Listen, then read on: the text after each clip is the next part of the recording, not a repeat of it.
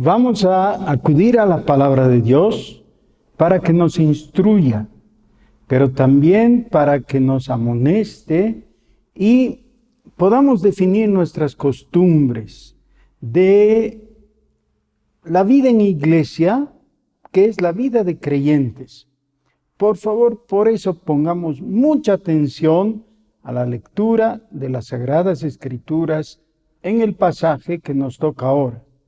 1 Corintios, capítulo 11, del 17 hasta el fin. 1 Corintios, capítulo 11, versículos del 17 al 34. Pero al anunciaros esto que sigue, no os alabo, porque no os congregáis para lo mejor, sino para lo peor. Pues, en primer lugar, cuando os reunís como iglesia, oigo que hay entre vosotros divisiones, y en parte lo creo. Porque es preciso que entre vosotros haya disensiones, para que se hagan manifiestos entre vosotros los que son aprobados. Cuando, pues, os reunís vosotros, esto no es comer la cena del Señor, porque al comer, cada uno se adelanta a tomar su propia cena, y uno tiene hambre y otro se embriaga. Pues ¿qué? ¿No tenéis casas en que comáis y bebáis? ¿O menospreciáis la iglesia de Dios y avergonzáis a los que no tienen nada? ¿Qué os diré? ¿Os alabaré? En esto no os alabo, porque yo recibí del Señor lo que también os he enseñado, que el Señor Jesús, la noche que fue entregado, tomó pan, y habiendo dado gracias, lo partió y dijo: Tomad, comed, esto es mi cuerpo que por vosotros es partido. Haced esto en memoria de mí. Asimismo, tomó también la copa, después de haber cenado, diciendo: Esta copa es el nuevo pacto en mi sangre. Haced esto todas las veces que la bebiereis, en memoria de mí. Así pues, todas las veces que comiereis este pan y bebiereis esta copa, la muerte del Señor anunciáis, hasta que Él venga. De manera que cualquiera que comiere este pan o bebiere esta copa del Señor indignamente, será culpado del cuerpo y de la sangre del Señor.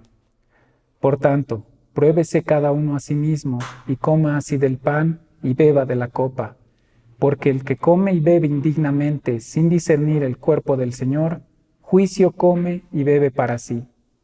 Por lo cual, hay muchos enfermos y debilitados entre vosotros, y muchos duermen.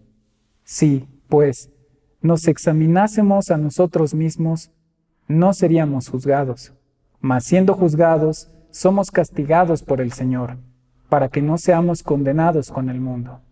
Así que, hermanos míos, cuando os reunís a comer, esperaos unos a otros. Si alguno tuviere hambre, come en su casa, para que no os reunáis para juicio. Las demás cosas las pondré en orden cuando yo fuere. Amén.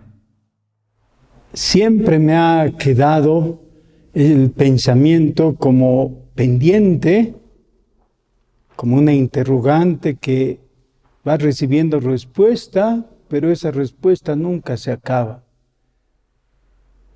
¿Qué había en el corazón de Caín cuando decidió emboscar a su hermano Abel y asesinarlo? Hay, por supuesto, una serie de indicaciones en la Biblia en general, pero eso nos obliga a pensar en el asunto. Pues lo que Caín decidió hacer fue dar la respuesta de brutalidad y salvajismo, respuesta que somos capaces todos nosotros, porque potencialmente en cada uno de nosotros hay un Caín capaz de agredir y eliminar a su hermano, no a su enemigo, a su hermano. Esto se ve amplificado con el canto de Lamec en el capítulo 4 de Génesis. Lo contrario es lo que propone el Señor Jesús. El Señor Jesús en su visión del mundo que vino a salvar, además, él desecha tal posibilidad. Y por tanto, cuando el apóstol Pablo dice, sed imitadores de mí, así como yo de Cristo, justamente está tocando aquel punto en el que nosotros necesitamos considerar a Jesucristo primero, y luego a los apóstoles en general, entre ellos a Pablo, y decir cómo debiéramos nosotros también actuar en nuestra situación concreta. En el versículo 17 del capítulo 11 dice, al anunciaros esto que sigue, no os alabo, porque no os congregáis para lo mejor, sino para lo peor. Lo que está planteando es algo bastante sencillo, pero necesitamos tenerlo muy claro. Nos congregamos, es decir, hacemos iglesia, porque iglesia o congregación son sinónimos, es el hecho de juntarse. En lo espiritual, Jesús es el que nos junta, nos convoca, nos llama del mundo y nos inserta en su iglesia.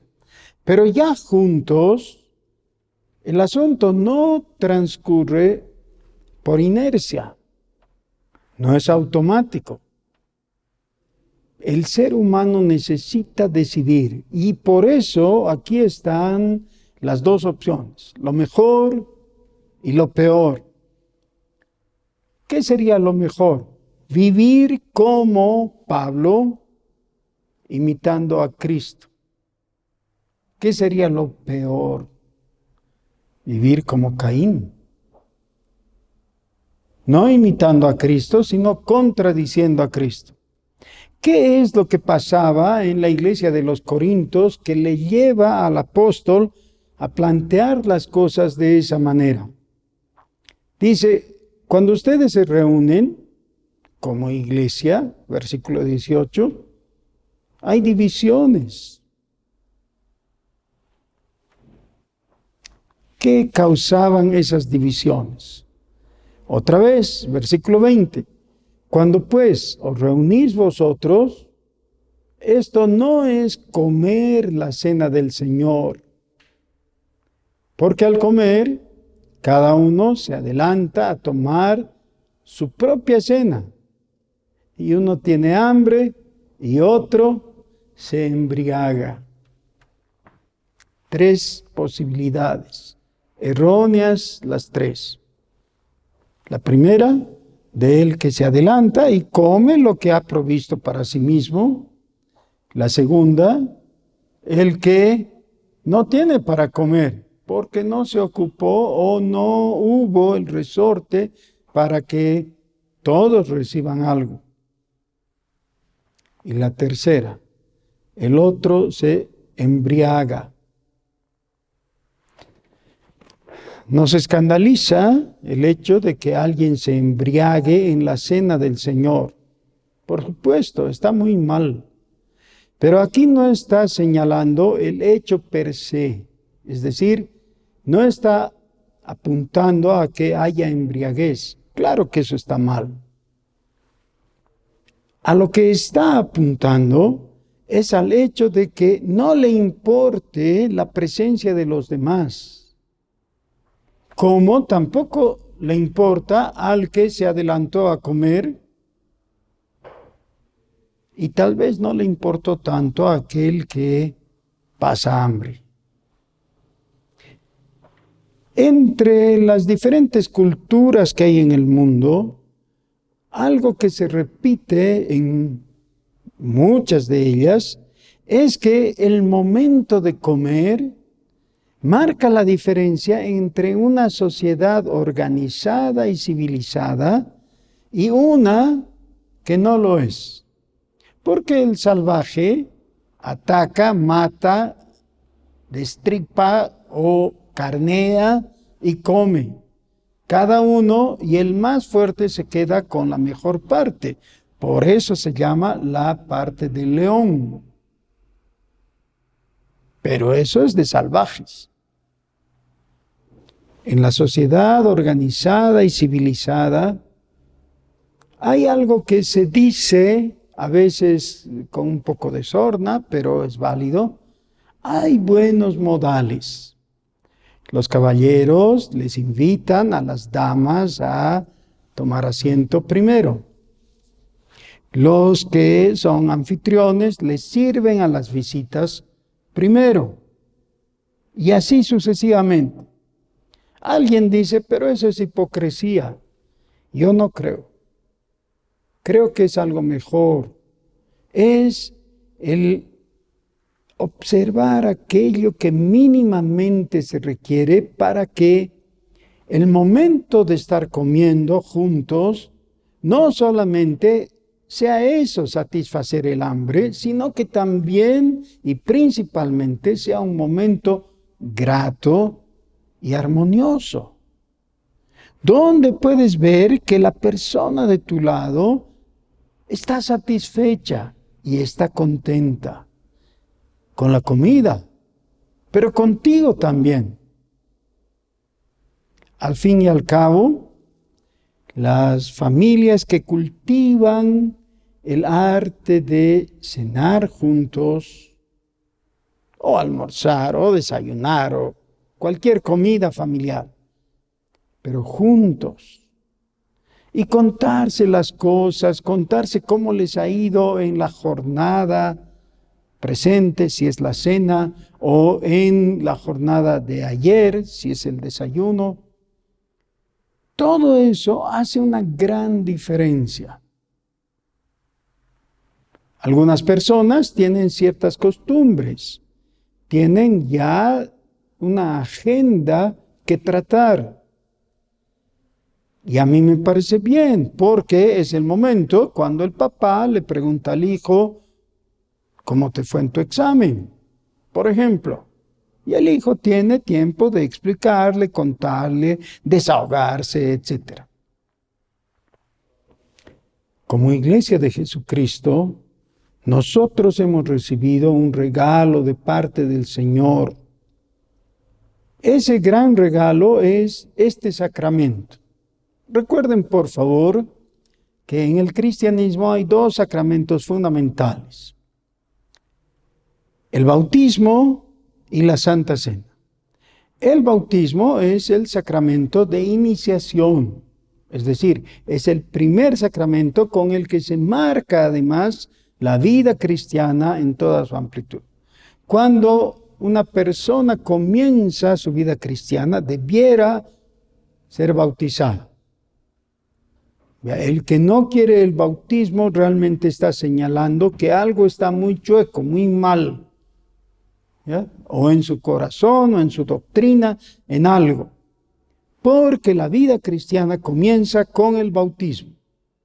Bueno, por eso es sacramento de iniciación. Ahora no vamos a hablar de eso, solo era necesario mencionarlo. El otro sacramento, que es este, es de conmemoración, es decir, nos ayuda a traer a la memoria para poder nosotros, entonces, ritual y ceremonialmente, celebrar algo que para nosotros es de gran importancia. El bautismo reemplaza a la circuncisión. La Santa Cena reemplaza a la Pascua. Sacramentos de el viejo pacto. Nosotros en el nuevo pacto tenemos nuevos sacramentos, pero que los reemplace no quiere decir que sigue todos los patrones del viejo pacto y por tanto de los viejos sacramentos. No, tiene algo novedoso. De pasada debo decir, cuando un cristiano quiere celebrar la circuncisión, está desestimando el bautismo en Cristo. Cuando un cristiano está celebrando la Pascua, está desestimando la unión continua con Cristo. Por eso en Gálatas, que es el libro que viene después de 2 Corintios, ya que ahora estamos en 1 Corintios. En Gálatas, claramente el apóstol les dice, de Cristo os desligasteis, los que por la ley os justificáis, de la gracia habéis caído. Gravísimo. Por eso, querer volver a los viejos sacramentos, a las viejas formas del viejo pacto, es un desatino. Por el contrario, necesitamos apreciar como algo muy, muy precioso en nuestro corazón el nuevo pacto con los nuevos sacramentos. Y algo que marca muy claramente esto es que en la Santa Cena lo que estamos celebrando es a Jesucristo, a nuestro Salvador, pero con la obligación de recordar su muerte, pero celebrar su resurrección y su ascensión al cielo y anunciar su regreso. Eso es indispensable. Santa Cena en la que no se hace eso, realmente queda desvirtuada.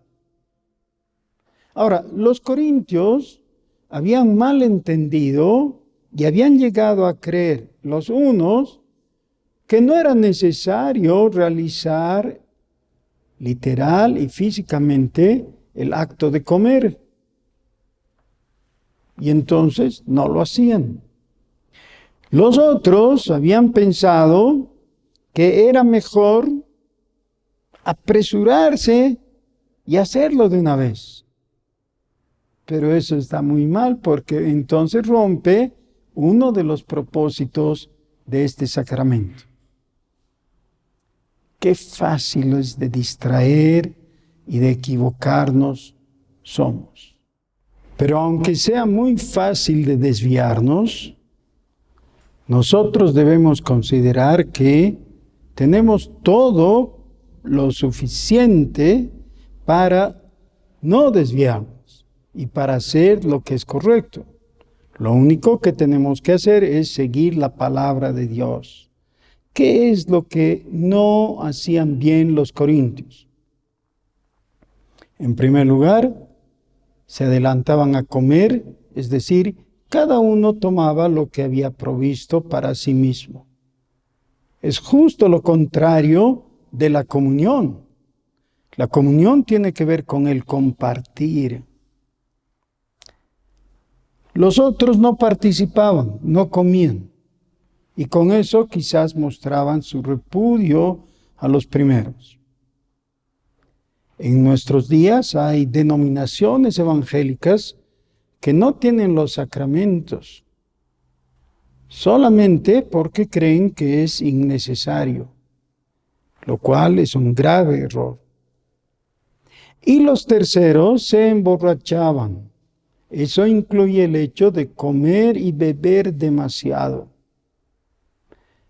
Por eso es mejor cuando la iglesia misma provee una cierta cantidad de vino y de pan. Y si después la congregación quiere tener un aptapi, por decirlo en un término muy boliviano, está bien, pero la idea siempre tiene que ser de compartir. Ahora, en el momento de la ceremonia, cuando comemos el pan o cuando bebemos del vino, debemos tener muy en claro que lo que estamos pensando y creyendo con el corazón es que Jesucristo es el pan de vida para ti y para mí. No simplemente es un anuncio teológico, es una realidad. El estar en comunión con el Señor Jesucristo es la experiencia de la Iglesia en este tiempo que nos queda de vida sobre esta tierra.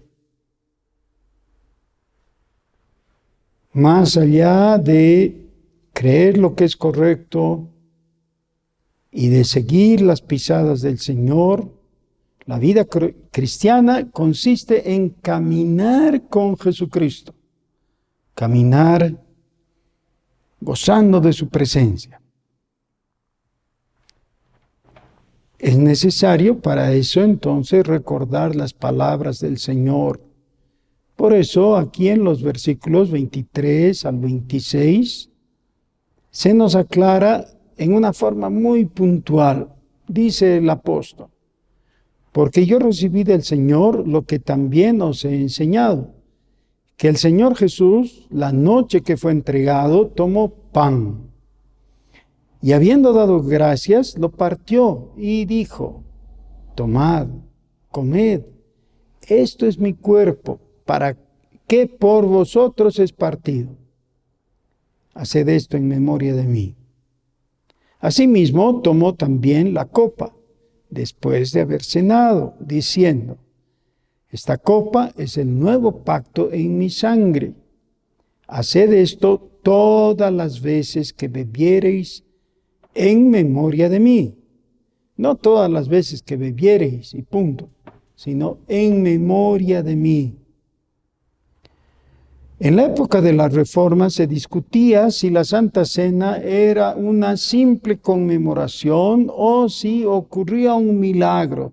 El milagro al que apuntaban los romanistas, y todavía lo hacen, diciendo que se produce la transubstanciación, es decir, que lo que en sustancia es pan deja de serlo y se convierte en la carne de Jesucristo. Necesitamos recordar que el Señor Jesús muchas veces usó de metáforas, como por ejemplo diciendo: yo soy la vid verdadera, o diciendo: yo soy el camino verdadero y vivo, o diciendo: yo soy la luz del mundo.